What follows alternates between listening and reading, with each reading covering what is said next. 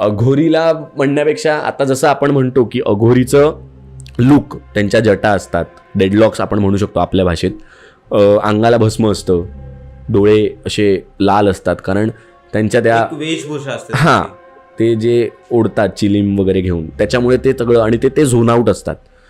या कथा मनोरंजनासाठी आहे. काही लोकांचे अनुभव व काही पूर्णपणे काल्पनिकही असू शकतात. त्यामुळे कृपया यांना मनोरंजन म्हणून घ्या. या कथा आपल्या संस्कृतीचा एक भाग आहे. अगदी लहानपणी आजी आजोबांनी सांगितलेल्या गुड गोष्टींसारख्या. आमचा हेतू कोणत्याही प्रकारच्या अंधश्रद्धा किंवा भीती निर्माण करणे नाही. तू असं पर्सनली कोणाला भेटलाय, म्हणजे जेव्हा ह्या तू कॅरेक्टरचा अभ्यास करत होतास तेव्हा तू कुठे भेटलायस कोणत्या अघोरी? हो, म्हणजे अघोरीला म्हणण्यापेक्षा आता जसं आपण म्हणतो की अघोरीचं लुक, त्यांच्या जटा असतात, डेडलॉक्स आपण म्हणू शकतो आपल्या भाषेत, अंगाला भस्म असतं, डोळे असे लाल असतात, कारण त्यांच्या त्या वेशभूषा असते. हां, ते जे ओढतात चिलीम वगैरे घेऊन, त्याच्यामुळे ते सगळं, आणि ते झोन आउट असतात. पण मी ना आपल्यासारखाच एका माणसाला भेटलोय जो आहे अघोरी मुंबईत. हां, माझ्या एरियात मी भेटलोय त्याला. म्हणजे मी वाया भेटलो, आणि मी त्याला भेटण्याचं कारण हेच होतं, कारण मला जे काही मी अभ्यास केलेला, म्हणजे जो काही माझा अभ्यास आत्तापर्यंत झालेला, त्याच्याबद्दल मला थोडक्यात त्याच्याशी बोलायचं होतं. तर वाया मला मिळालं, तर मी रात्रीच गेलेलो भेटायला. माझा मित्र होता माझ्याबरोबर. अच्छा. आणि आम्ही दोघं गेलो गाडीवरनं. मी जाईपर्यंत त्याला काहीच सांगितलं नव्हतं, कारण म्हटलं जर त्याला काही वाटलं आणि तो आलाच नाही तर मग मी काय करायचं, कारण माझंही एकटं जाण्याचं धाडस पटकन होत नव्हतं. रात्रीची वेळ होती, बरोबर, एरिया मला माहिती होता, सगळं होतं. मी गेलो, असेच आम्ही समोरासमोर आलो. त्याने मला विचारलं, हां सांग काय झालं. तर मी त्यांना सांगितलं की कसे होते, म्हणजे त्यांचं आपल्यासारखे दिसायला, नॉर्मल कपडे, शर्ट पॅन्ट, नॉर्मल, तुझ्या माझ्यासारखी हेअरस्टाईल असेल, दाढी होती, फक्त डेडलॉक्स नव्हते. म्हणून माझं पण असं होतं की नक्की हे आहेत. हां, पण मग कळलं मला की ते आहेत, कारण त्यांचा एक ऑरा वेगळा असतो.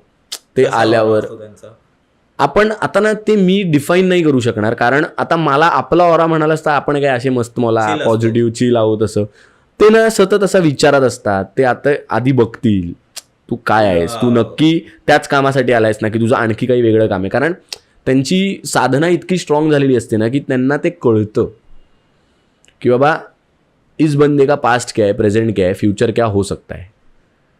आपण म्हणतो की समोरच्याला आपण आपले इमोशन्स दाखवू तेवढेच कळतात, पण काही लोक या जगात आहेत ज्यांना न दाखवताही बरंच कळतं. अघोरी त्यातले काही आहेत.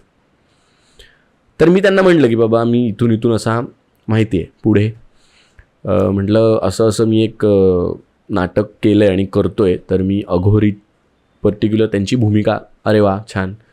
मग मी थोडा रिलॅक्स झालो, कारण he started conversation in a positive manner and then I was calm because he was calm. आणि मग त्यांनी स्वतःच मला तेवढं कम्फर्टेबल ट्रीट केलं की ओके डन.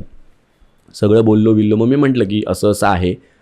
मी म्हटलं मला डीप स्टडी करायचं आहे त्याच्याबद्दल, पण मी आत्ता करत नाही आहे, कारण मला आत्ता लोकांपर्यंत जे पोहोचवायचं आहे तेवढंच मी त्याचा अभ्यास केलेला आहे. काय केलं आहेस म्हटलं, हे असं असं आहे, या साधना असतात आणि अशा प्रकारे होतं, स्मशानात राहतात, हे असं असं असं असं आहे. आता तुझ्या माझ्यासारखा माणूस आपण म्हणू शकतो का की तो माणसाचा मांस खात असेल?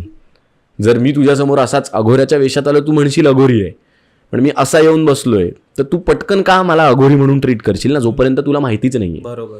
ऑफकोर्स त्यांच्याकडे रुद्राक्षाची म्हणजे माळ असते गळ्यात, हातात, ते होतंच, पण हे नॉर्मल माणूसही घालतो ज्याला आवडतं त्याला. तर मग पुढे बोलणं झालं. मग त्यांनी सांगितलं हे सगळं बरोबर आहे, एवढंच आहे, तर ह्याच्या पलीकडे काय.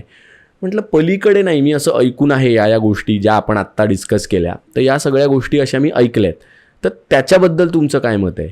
मग त्यांनी मला सांगितलं नाटकासंदर्भातच आहे का नाटकाच्या बाहेरचं आहे, because he was only there to entertain me for that topic. Because माझ्या आयुष्याबद्दल विचारणं किंवा मी अपार्ट फ्रॉम दॅट टॉपिक विचारणं तो त्यासाठी आलाच नव्हता. त्याने एवढं असं सांगितलं. Okay done. तर मग बोलणं वगैरे झालं, सगळं झालं. लास्टला मी त्यांना एवढंच विचारलं, म्हटलं महाराज म्हटलं हे करतोय, मग ह्याच्यात असं काही प्रॉब्लेमॅटिक असं काही नाही ना कशा संदर्भात.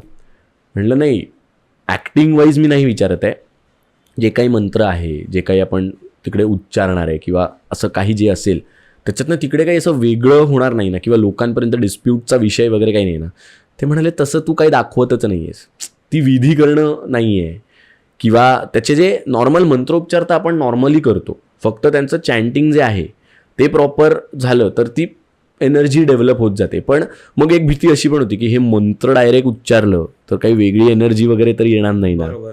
कारण आपण तशी प्रोसेस कधी केलेली नाही आहे. मग ते केलं, ते म्हणाले नाही तसं काही होणार नाही, त्याचं सगळं पॉझिटिव्हच आहे. मग ते झालं. त्याच्यानंतर मी त्यांना माझा हे सांगितलं, माझा अटायर काय असणार आहे. म्हटलं माझी वेशभूषा अशी अशी असणार आहे. हां ठीक आहे. मग मी त्यांना विचारायचं धाडस करणार होतो, पण मग मला परत असं झालं की ह्यांनी परत ते आउट ऑफ टॉपिक म्हणून मला जर सांगितलं तर मला जटांचं त्यांना विचारायचं होतं की महाराज म्हटलं तुमच्या जटा किंवा तुमचे केस मोठे नाही आहेत, मग कसं काय. बरोबर. पण मी त्यावेळेला ते नाही विचारलं, कारण म्हटलं आपल्याला मेन जी उत्तरं हवी आहेत ती मिळत आहेत ती घेऊया आपण. पण मग नंतर वाया ज्यांच्या थ्रू मला ते कळलं होतं त्याच्यातनं मला त्यांनी सांगितलं की ते आपल्यावरती आहे, आपण कसं राहायचं आणि काय. आता ज्यांना स्मशानातच राहायचं आहे किंवा ज्यांना तिकडेच सगळं करायचं आहे ते तसे राहतात. किंवा आता आपण जसं आता त्र्यंबकेश्वरला बघशील तर त्र्यंबकेश्वरला असे नाही दिसणार तुला, नॉर्मल आहेत सगळे. कारण मी 1-2दा त्र्यंबकेश्वरला जाऊन आलो आहे लहान असताना, पण तेव्हा पण मी असे एवढ्या अशा अटायरमधले कुठे बघितले नाहीत, ते नॉर्मल सगळे दिसले मला. उज्जैनला तुला असे बघायला मिळतील डेफिनेटली, कारण उज्जैन कालभैरवाचं एक स्थान पण आहे, महाकाल आपण म्हणतो, तिकडे खूप गर्दी असते. आणि आपण जसं म्हणतो की गेल्यानंतर इच्छा पूर्ण होते, तर तिकडे तसं आहे. वास्तविकता में वहाँ पर वैसा सब है, ये हम कह सकते.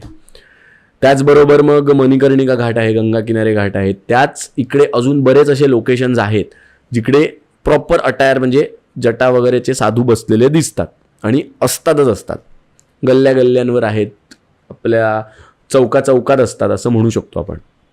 मग माझा तो अनुभव ना जरा वेगळा होता. मला ना ती पॉझिटिव्हिटी तिकडे अजून थोडीशी मिळाली की म्हटलं यार बात तो है. कारण आपल्याला ना कधी कधी बोलताना कळतं बघ की यार बंदा अच्छा है और पॉझिटिव्ह सोच रहा है सिर्फ. मला ना त्यांच्याबद्दल तसं नाही काही वाटलं की इंडिव्हिज्युअली जज करायचं म्हटलं तर, but I got that vibe कि भाई अकेला बंदा है, मिला है, एंटरटेन किया, ओके बाय बोल के निकल गया. फिर मे बी मग मी मित्राला सांगितलं की हे अघोरी होते, आणि मग तो अरे वेड्या रात्री तू काय घेऊ. म्हटलं म्हणूनच तुला आत्ता सांगितलं, आणि म्हटलं माझ्याबरोबर कोणतरी म्हणून तुला घेऊन गेलेलो.